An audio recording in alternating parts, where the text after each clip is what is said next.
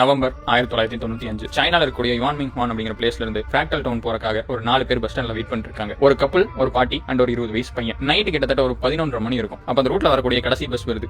Bus number 375. அந்த bus முழுக்க எம்டியா இருந்திருக்கு. ஒரு டிரைவரும் லேடி கண்டக்டரும் மட்டும் தான் இருந்திருக்காங்க. இந்த 4 பேர் அந்த பஸ்ல ஏறி உட்கார்றாங்க. இந்த 2 டவுனுக்கு நடுவுல இருக்கிற ரூட் வந்துட்டு ஃபுல்லா காட்டுக்கு நடுவுல போற மாதிரி இருக்கும். நவம்பர் வின்டர் சீசன் வேற. சோ அந்த ரோடே ஃபுல்லா இருட்டா ஒரு மாதிரி திகிலா இருந்திருக்கு. பஸ் போயிட்டு இருக்கும்போது நடுவழியில காட்டுக்கு பக்கத்துல ஒரு 3 பேர் நின்னுக்கிட்டு பஸ்ஸுக்கு கை காட்டுறாங்க. பஸ் டிரைவரும் வண்டி நிறுத்துறாரு. அந்த 3 பேரும் ஏறி வந்து கடைசி சீட்ல உட்கார்ந்துறாங்க. அவங்க பாக்குறதுக்கு ஒரு மாதிரி வித்தியாசமா இருந்திருக்காங்க. அவங்க போட்டிருந்த ட்ரெஸ்ஸும் பழைய காலத்து சைனீஸ் ட்ரெஸ் மாதிரி இருந்திருக்கு. அவங்க ஏறி உட்கார்ந்ததும் இந்த பஸ்ஸுக்குள்ள இருந்த வைபே ஒரு மாதிரி டிஃபரெண்டா இருந்திருக்கு. இந்த பாட்டி பின்னாடி திரும்பி பார்த்துட்டே இருந்திருக்காங்க. அப்படியே அடுத்த ஸ்டாப் வந்ததும் அந்த 2 லவ்வர்ஸும் இறங்கிடுறாங்க. இப்போ அந்த பஸ்ஸுக்குள்ள டிரைவர், கண்டக்டர், பாட்டி, இந்த சின்ன பையன், அப்புறம் கடைசியா ஏறின 3 பேர் அப்படின்னு சொல்லிட்டு மொத்தம் 7 பேர் இருக்காங்க. பஸ் போயிட்டு இருக்கு. இந்த பாட்டி திடீர்னு கத்த ஆரம்பிச்சிட்டாங்க. இந்த கண்டக்டரோட போய் என்னாச்சு பாட்டி அப்படின்னு கேட்டது இந்த சின்ன பையனோட பர்ஸ் திருடினா அப்படின்னு சொல்லிருக்காங்க. மேட்டர் என்ன, இந்த பையன் இந்த பாட்டிக்கு முதல்ல சீட்ல உட்கார்ந்திருக்கான். சோ முன்னாடி வந்து நான் இப்படி வந்து பின்னாடி திருட முடியும் அப்படின்னு சொல்லிட்டு அவன சண்டை போறான். இவங்க 2 பேருக்கு அப்படியே சண்டை பெருசாகுது. இந்த பாட்டி வந்து போலீஸ் ஸ்டேஷனுக்கு வண்டி விடுங்க அப்படின்னு சொல்லிட்டு திட்ட ஆரம்பிக்கிறாங்க. டிரைவர் வெறுப்பாயிட்டு அடுத்த ஸ்டாப்ல இருந்து பக்கத்துல போலீஸ் ஸ்டேஷன் உங்களை இறக்கி விட போய் பாத்துங்க அப்படிங்கிற மாதிரி சொல்றாரு. இந்த பாட்டி தொடர்ந்து சண்டை போட்டுட்டே இருந்திருக்காங்க. அடுத்த ஸ்டாப்பும் வந்திருக்கு. இந்த பையனை இந்த பாட்டி இறக்கி விட்டுட்டு பஸ் கிளம்பி போயிடுச்சு. பஸ் போனோம்னு சண்டை போட்டு பாட்டி வந்துட்டு சண்டை நிறுத்திட்டாங்க. இந்த பையனுக்கு ஒண்ணும் புரியல. நான் பாட்டுக்கு சிவனே தான பாட்டி உட்கார்ந்து இருந்தேன். என்னை திருடன்னு சொல்லி இங்க இறக்கி விட்டுட்டு இப்ப என்ன பண்ணிட்டு இருக்க அப்படிங்கிற மாதிரி கேட்டிருக்காங்க. அதுக்கு அந்த பாட்டி சொல்லிருக்கு, பஸ்ல நடுவுல 3 பேர் ஏறினாங்கல்ல, அவங்க மனுஷங்களே கிடையாது, பேய் அப்படின்னு இருக்கு. ஏன்னா அவங்க திரும்பி பாட்டு இருந்தாங்களா, அந்த மாதிரி ஒரு டைம் திரும்பி பார்க்கும்போது காத்திருச்சிருக்கு. அந்த டைம்ல அவங்க ட்ரெஸ் விலகி இருக்கு.